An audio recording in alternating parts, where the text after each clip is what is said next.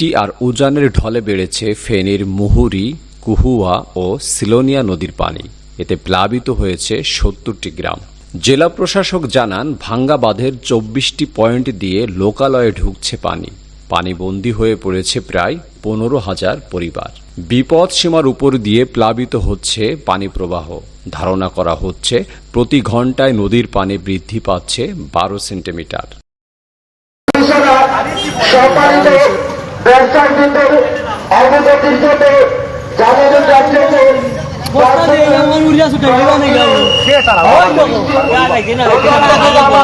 ভারতের ত্রিপুরায় অবস্থিত Dumbur hydro electric power project বা ডুম্বুর গেট খুলে দিয়েছে, যা সর্বশেষ ১৯৯৩ সালে খুলে দিয়েছিল। নদীর উপকূলে থাকা সব কিছু ভাসিয়ে নিয়ে যাচ্ছে। কুমিল্লা ও ফেনীর ভয়াবহ বন্যা মোকাবেলার জন্য সবাই এগিয়ে আসুন এবং দোয়া করুন।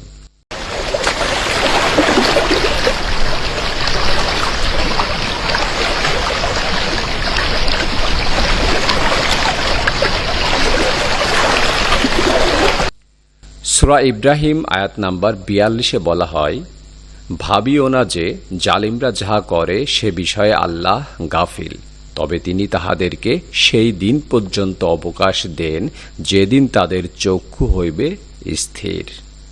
আল্লাহ ছাড় দেন কিন্তু ছেড়ে দেন না।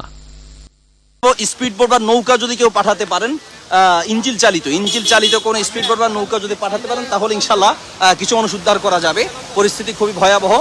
আপনারা দেখতে পাচ্ছেন যে সেনাবাহিনী এই মুহূর্তে কিছু নৌকা নিয়ে এসেছেন, কিছু স্পিড বোট নিয়ে এসেছেন। জি।